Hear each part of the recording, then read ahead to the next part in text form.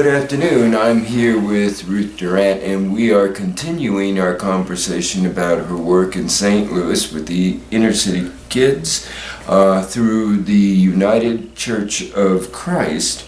And we're going through Ruth's photo album, and we're just kind of talking about some of the kids that have been a part of her life, and she's been a part of their lives. So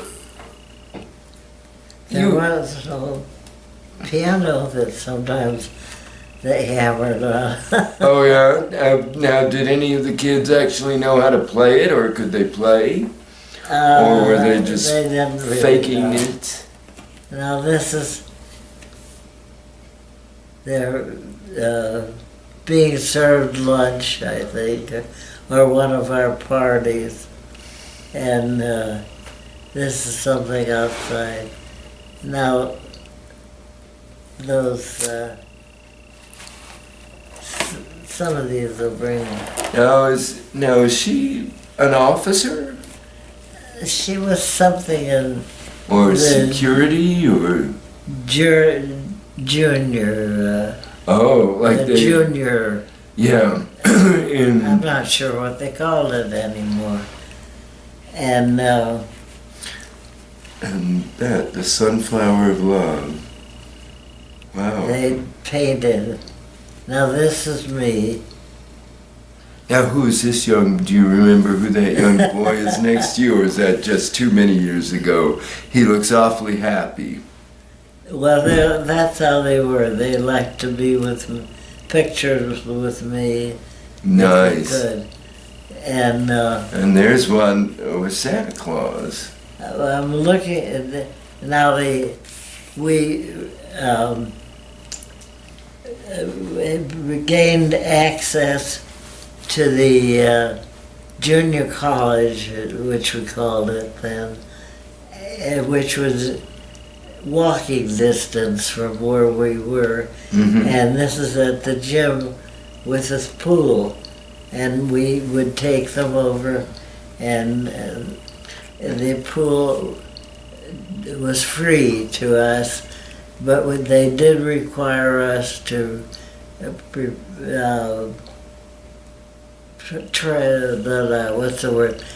provide a lifeguard. Okay, your own lifeguard. So we used to charge them, I think, a quarter to pay for the lifeguard. But this was at the junior college. Nice. And it was very nice that they provided that for us. So what we did, where we could, we worked into it. And I think this is Pearl Freeman, one of the mothers who helped me. I had two community mothers, women who had come over to check out what that woman was doing with all these kids. And they were just concerned mothers, as anyone would be.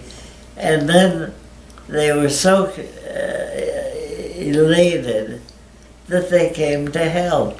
Oh, that's nice. I would imagine that there was probably, there were a few families that were a little bit concerned about what is this white woman coming into our neighborhood and taking our children out to do things, and, you know, and so They wanted to know who I was. They want to know who you are, that your motives are and intentions are good.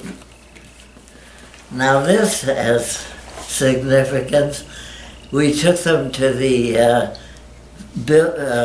petting zoo on the Anheuser-Busch estate. They have the Nice. petting zoo. And this is Trish sitting on the rail, but that little boy was with us. But when we arrived, we found out they had little cups of food to feed the little goats who were there.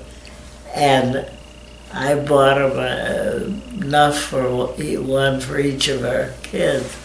And I'm standing there with a tray, and the children I had brought there had never seen animals like this. Wow. And they were afraid. And I'm standing there with a tray full of food for the goats over my head, and these little goats jumping up on me. And when I realized my children were going to come any closer, I mentioned, anybody want these? And some of the other children in the area who knew where they were and what they were came over and relieved me of those cups. But did they get comfortable with the animals in the petting zoo before you left? Well, I think they liked having been there. Yeah. But they didn't want them too close. Yeah. You'd have to have a few more trips for that. Yeah. And well, it looks like you had a lot of parties. It looks like a Christmas party. oh, we celebrated any holiday Oh, yeah. that came up. And, you know, a simple cake and maybe some Kool-Aid was really a treat for some of them. Yeah. Although one of the daily opening, I always had popcorn.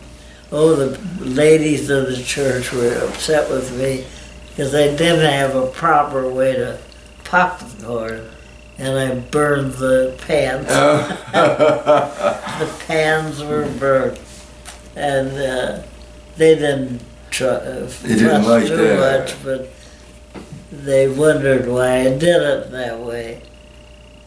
And you're talking about, about 70 years, almost 70 years ago, and it was quite a thing. Yeah.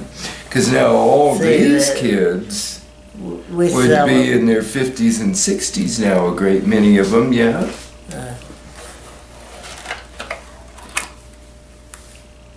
Now, this is one of my kids that got into some kind of trouble and afterwards, and he was one of the, this boy was a really smart boy. He went on to college, played on that basketball team, and I never did figure out what the problem was here. But it was after I had left there and Trish had sent me this. But this is the boy that one day said to me, I don't know what a father is. I don't know if I had a father. He had a very intelligent mother, and she worked. He and his brother. And Dwayne was really a serious kid. But I don't understand just what happened here. But Did it all end up okay for him? it's, I don't know, but I always cared. But Yeah. he did. I have one picture, I don't know what's in this album or not, where we had taken some of the kids out to our home, which was about 35 miles from where we were. Mm-hmm. And I say we because for these special events, he was always there to help me. And anyway, we were taking us to the house, and as one woman said, well, one girl, one boy said, as he entered our house, just like television. And one little girl said, "God, Ruth, you're rich." We had a very nice home, but we were far from rich. Well, but to them, that was rich. Yeah.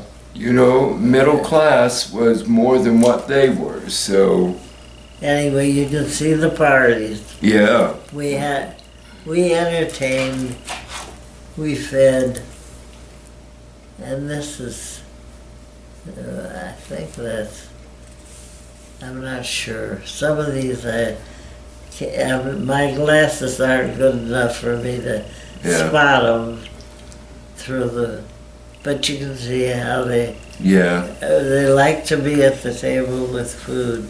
Now here's one of our little ones.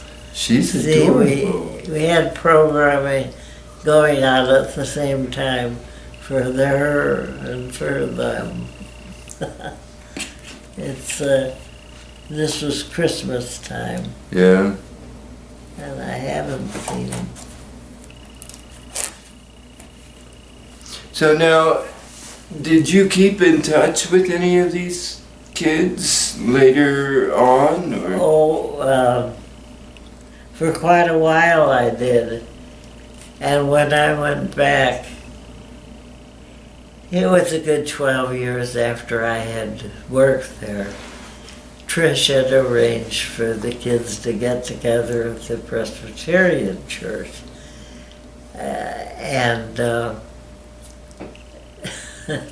They gathered, and one little boy said, he was now a big boy, he said, "How did you find this church?" when he saw where we lived. And I said, "Well, God opened the door and I walked through it."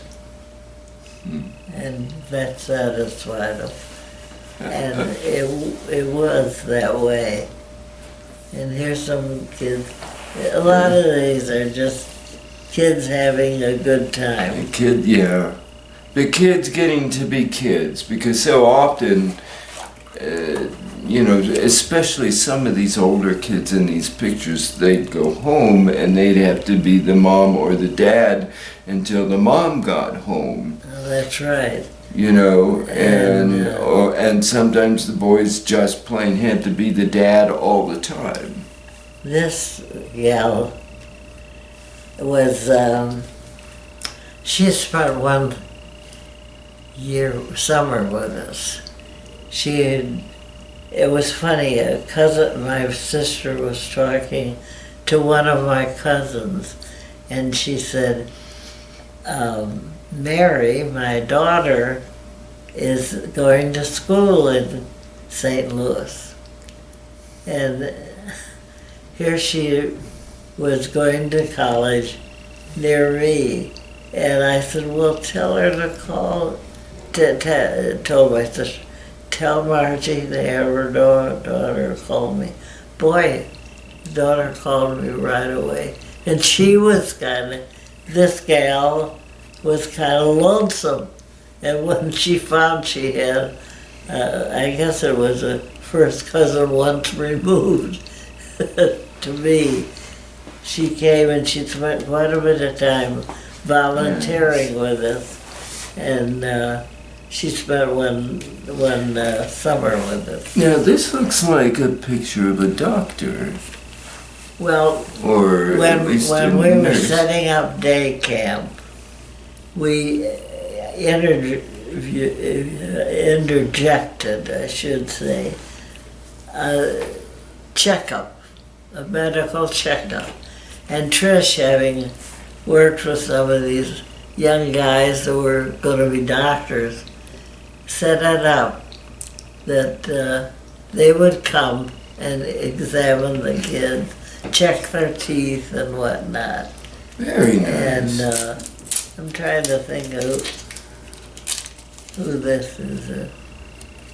What does it say there? It says Cordella.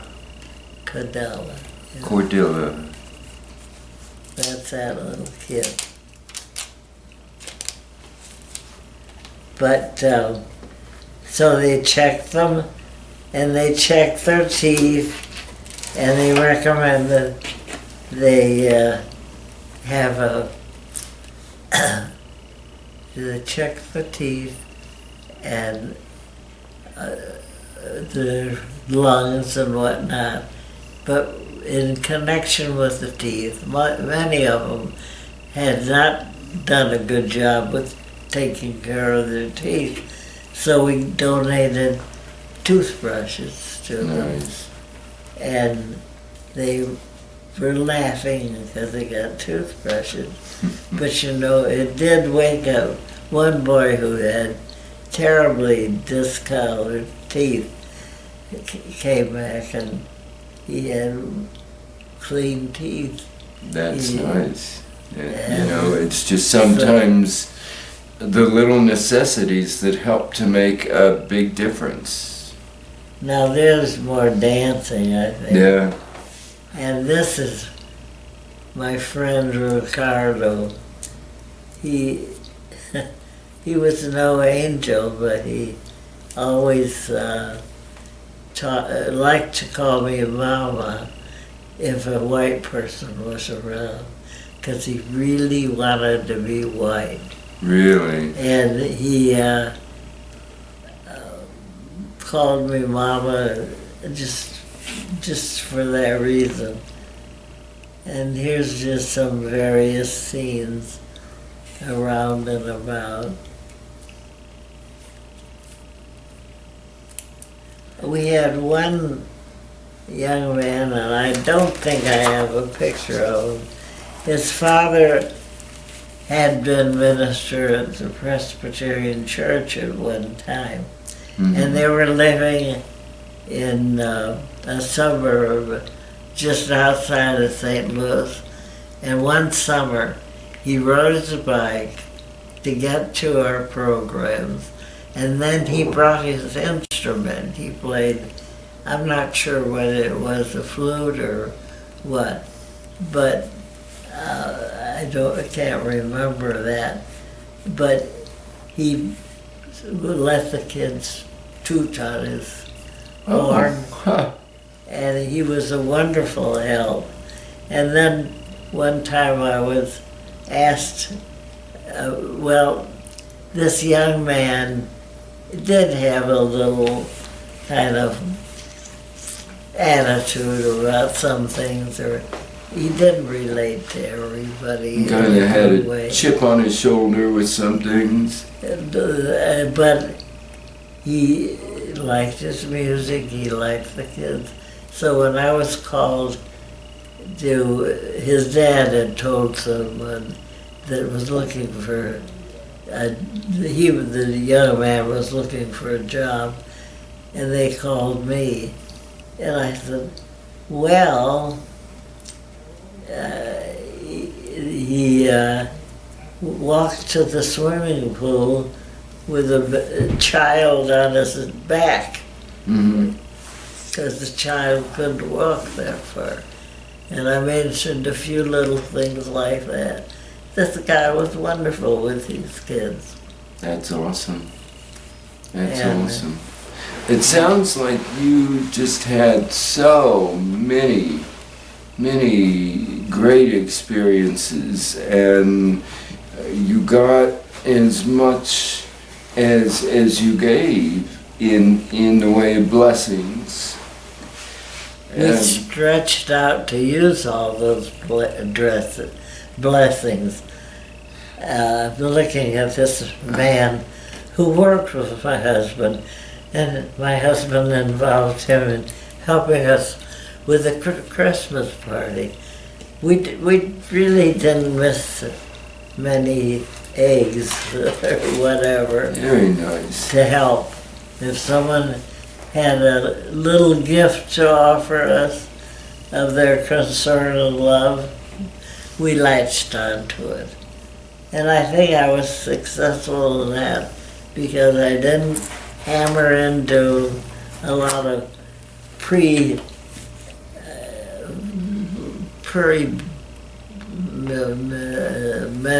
mentioned